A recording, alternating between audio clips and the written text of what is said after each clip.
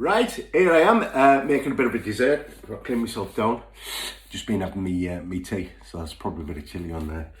Anyway, a bit under the weather. Yes, I can hear all of those little R's out there. Yeah. So I thought, a bit of comfort dessert. So as on my list was to do rice pudding, I thought, right, I'm going to have a go at doing a rice pudding today. So one of the simplest desserts you'll make. Now, there's two camps with rice. Those that like it baked, and that comes with a skin and nutmeg and all the rest of it, that's one camp. I'm doing a stovetop rice pudding, which is more the style if you'd open a can and get that, a creamy rice pudding. No colour on the top or anything like that, no colour in it. So we're just going to go down a bog standard rice pudding done on the hob. Simple to do, so let's get on with it. So we're using whole milk. Now you can, if you wish, add a little bit of cream and stuff to this. I'm just going down the route of just doing milk because the type of rice I'm using, which is a short grain rice, very similar in kind of its characteristics to like arborio carnaroli rice, which gives a lot of kind of starch out. So that gives its own creaminess. So that's helped, thickens the dessert up. No need to wash it or anything like that. We're gonna make it in the hob, so we're just purely gonna bring it to the boil, and we'll look what we're gonna do with that. So I want 500 grams of whole milk. So let's get that straight in. See how much we've got in there. Probably haven't got enough.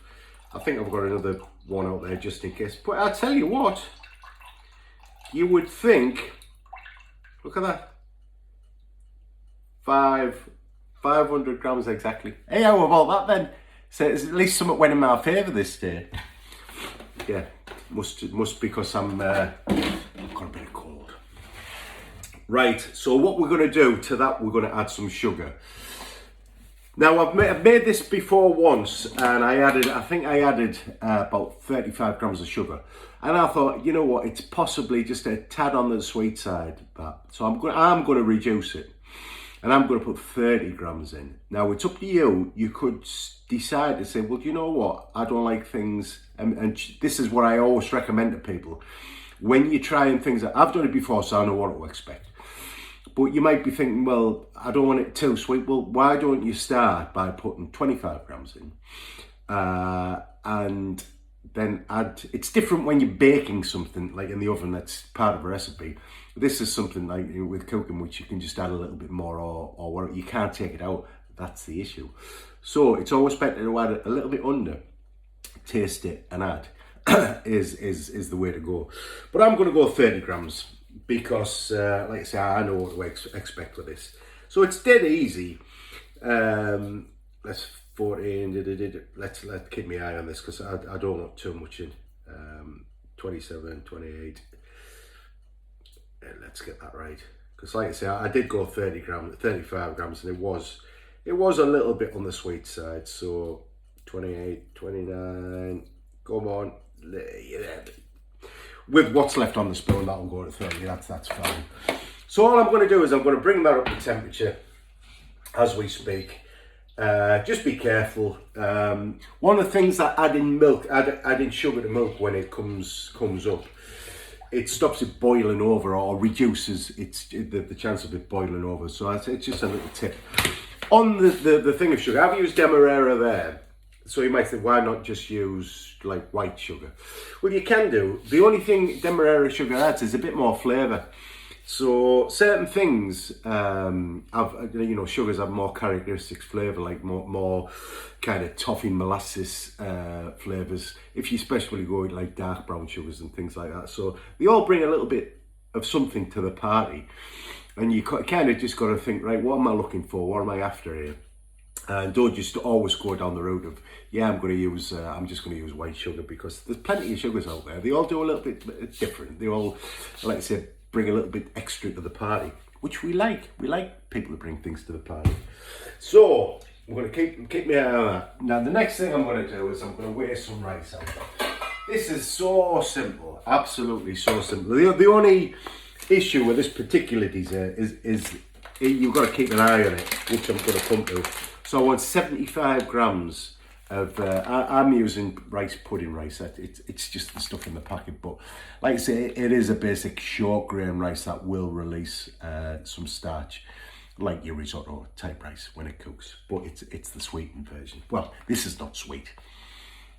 What's in the pan makes it sweet. So let's get that in there. I was actually looking on the packet to see what type of rice it was, but basically it is the. I know what you're going to say. Keep it in the bowl. I know. Let's get that going. 73, and a few grains sprinkled around the top, I think. Right. So let's get that cleaned. Let's get me mess cleaned up. So that was supposed to go down the sink, and I think I just threw it over the other worktop there. Anyway, not to worry. So I'm keeping my eye on this. So that's coming up to temperature. It's not boiling yet. So it's all about what I'm going to do is I'm watching it. I'm going to just put it right up to temperature, full on, and keep it stirred. What I don't want is the base of the pan to start catching. So what we want to achieve with this is complete temperature control. And the way we're going to do it is as soon as we get it up to the boil, or it's bubbling and it's looking hot, I'm going to put the rice in, and then I'm going to get the temperature right down. And then what we're going to do then is we're going to stir it about every 5 to 10 minutes for 50 minutes. Yes, 50 minutes. So it's a little bit time consuming. But what we want to make sure it doesn't do is stick to the bottom and burn. So by stirring it, we're releasing the starch, making it even more creamy, a bit like the old risotto carry on. And we're controlling it, making sure that it's going to be done. Now that I can see that's coming up, that's heating up there. So I'm going to go in with my rice, and what I'm going to do is now I'm going to turn the heat right down. Now on this, I'm going to put it, basically it's going to be to number 3. And I'm going to put the spoon over the top, and I'm going to put the lid on. So what I don't necessarily want to do is to reduce the liquid in there by evaporating, by having the lid off. So by having the lid kind of on, it's reducing the amount that the liquid is evaporating in there, and not going to make it too dry. So that's what we're doing. We want that nice creamy loose rice. So that's going to come up to the bubble. So don't worry if it's not boiling now. Just get it down to a time, and we're going to check it after about every 5 minutes to start with, and then going on about every 10 minutes. And this takes about 50 minutes to cook. If you go a little bit longer, don't worry about it. But you just want to make sure that when you taste the rice, it's soft. It's not, it's not hard in any way. It can have a little bit of texture to it, like a little bit of, it doesn't want to just be disintegrate. There wants to be something to it. But we don't want it hard. That's the main thing. And we don't, like I say, you don't want to overcook rice, whatever you're making.